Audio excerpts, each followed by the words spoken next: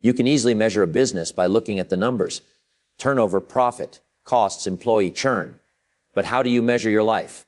There are no universal metrics to assess your life. So it's up to every person to create their own way to measure where they are in life.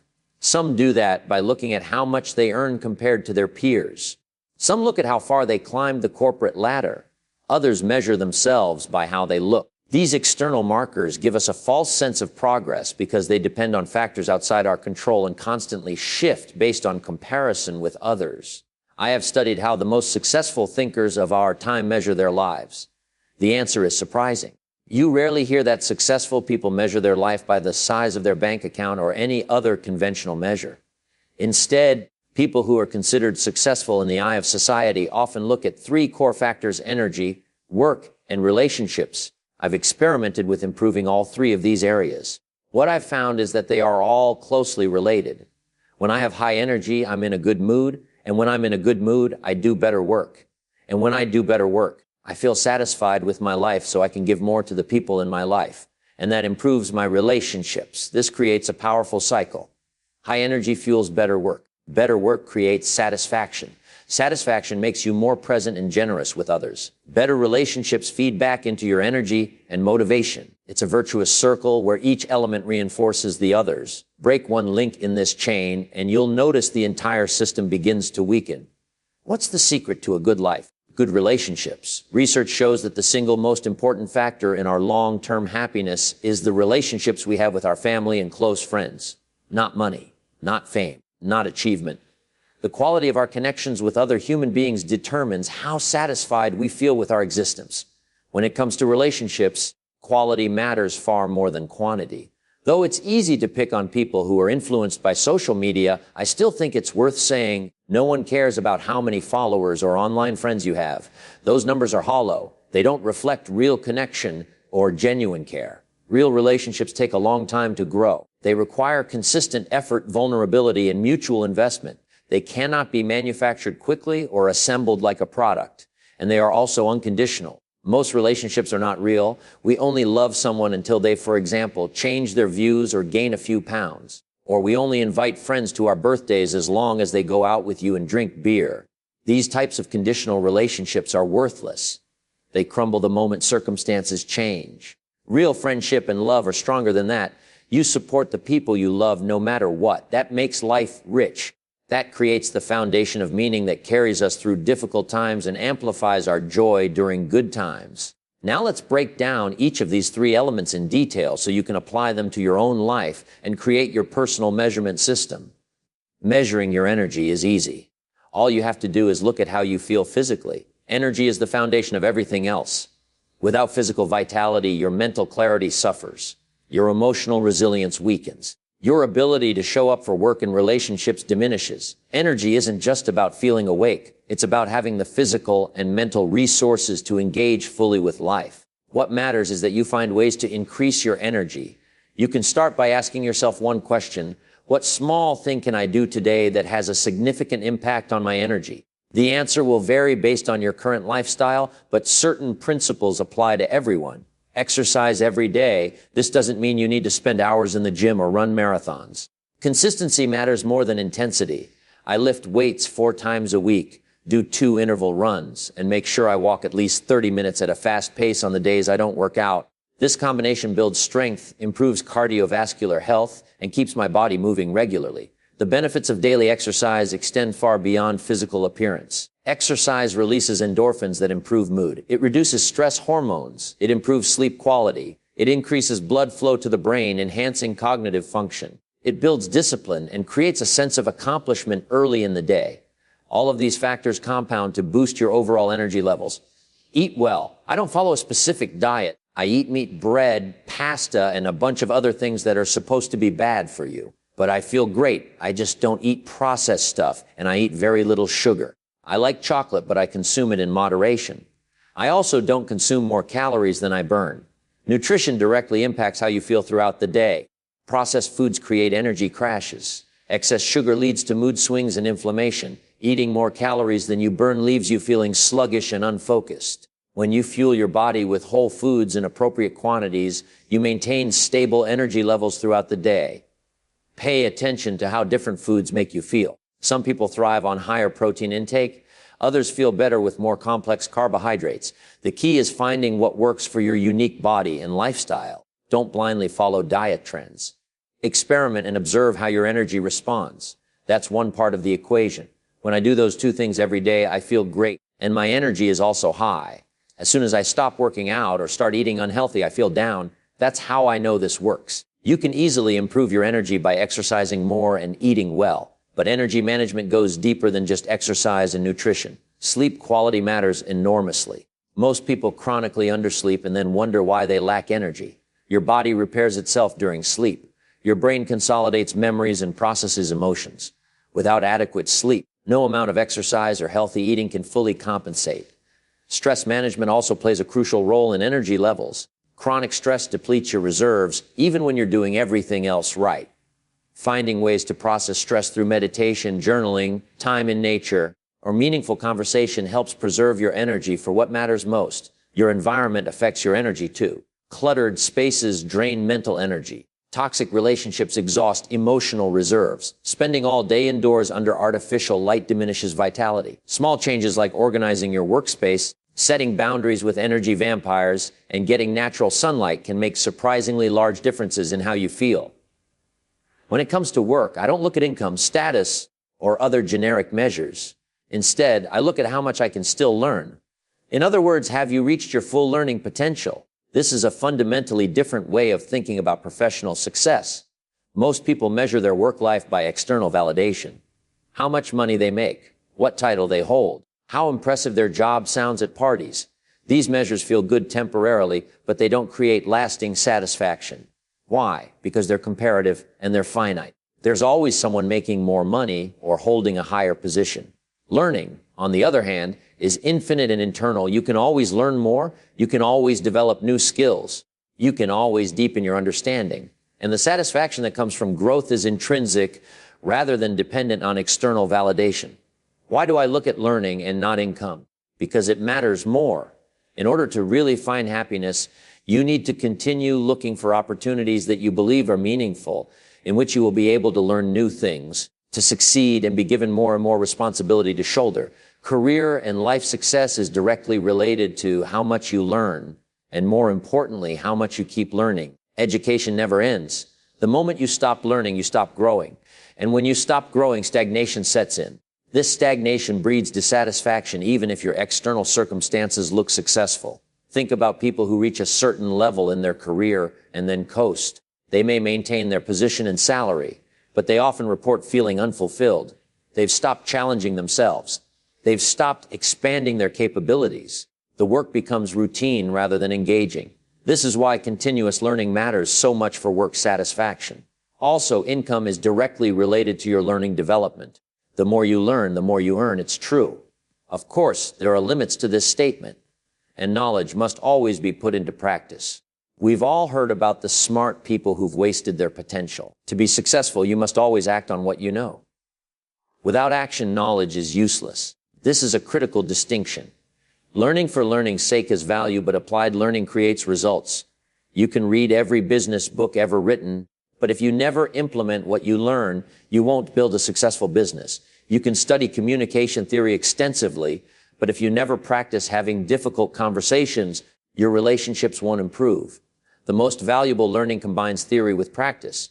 You study something, you try it, you observe the results.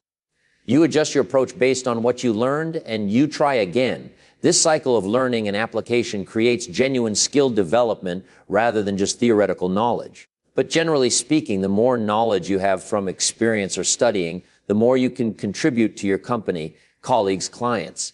And contribution translates to income. This is the real connection between learning and earning. You don't get paid for what you know. You get paid for the value you create using what you know. When you continuously expand your capabilities, you become able to solve bigger problems.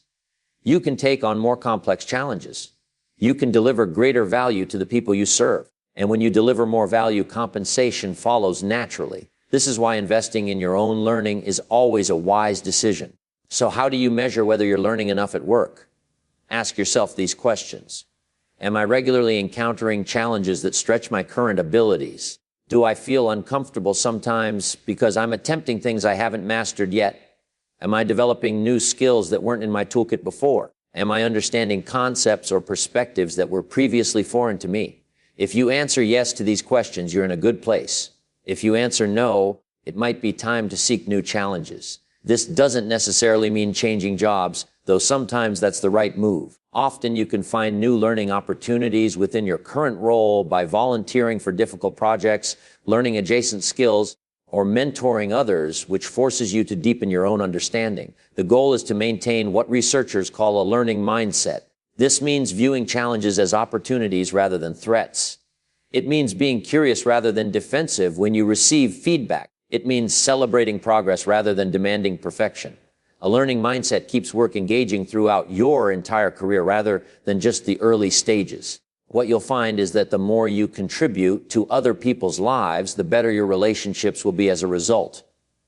And that final ingredient completes the circle of life. This brings us to the third and arguably most important element, relationships.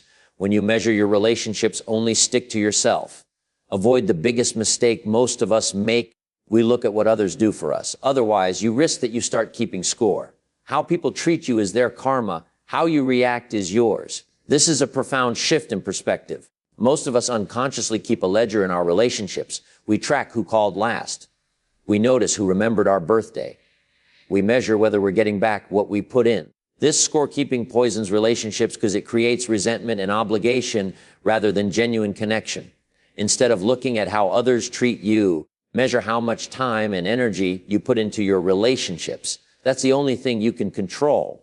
My experience is that when you make time for the people that matter to you, the relationships improve. And if they do not, the relationship was probably not meant to be. We simply have to move on. This doesn't mean being a doormat or tolerating mistreatment. It means focusing your attention on what you can influence rather than what you cannot. You cannot control whether someone appreciates your efforts. You cannot force someone to reciprocate your care. You cannot make someone prioritize you. But you can decide how much of yourself you're willing to invest.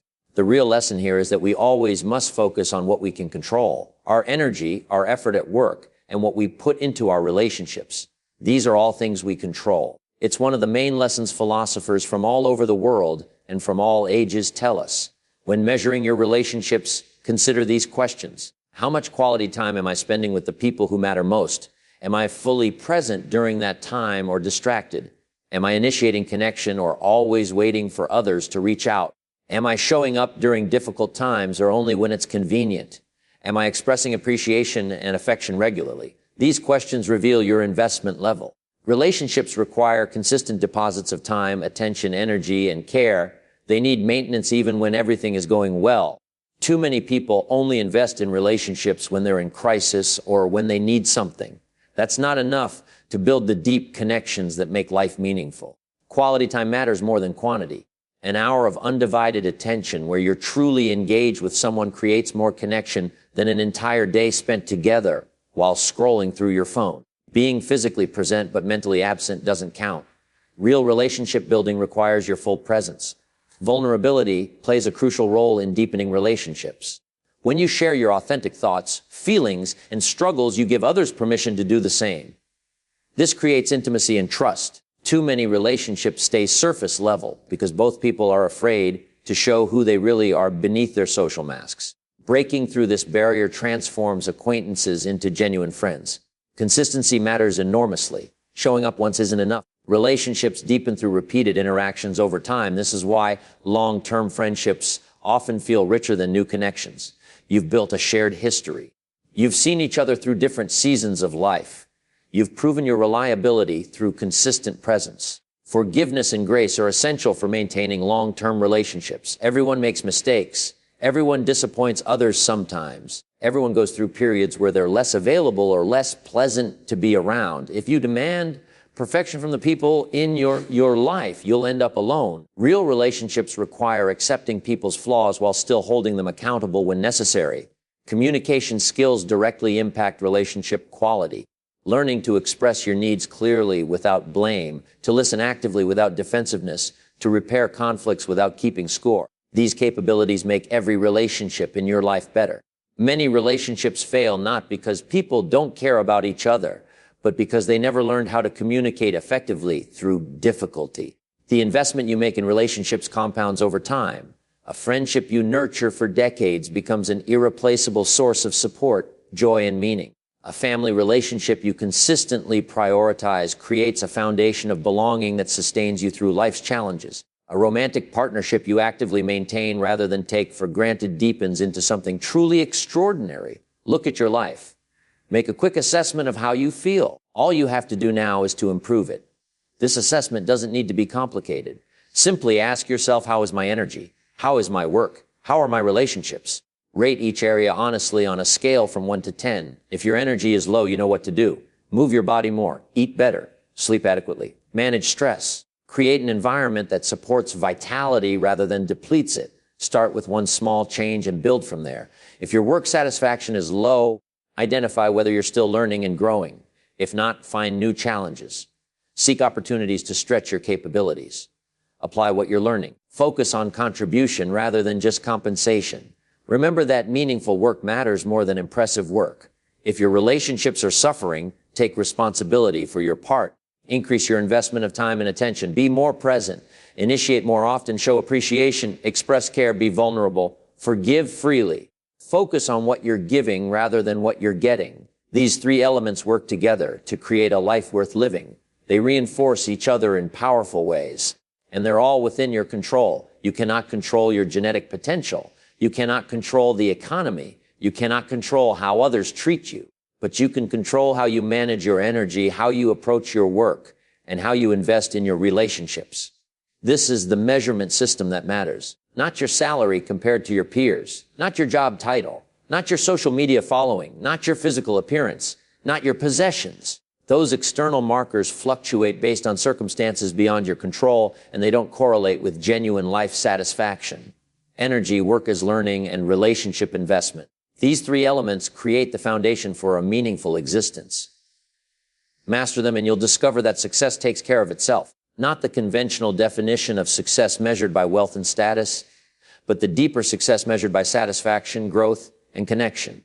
The beautiful thing about this framework is its simplicity. You don't need special resources or circumstances to implement it. You don't need permission from anyone else. You can start today regardless of where you currently are in life. Small improvements in each area compound over time into transformative changes. Start where you are. Use what you have. Do what you can. Measure what matters. Focus on what you control. Build the life you want, one decision at a time. This is how you measure your life. This is how you create a life worth measuring.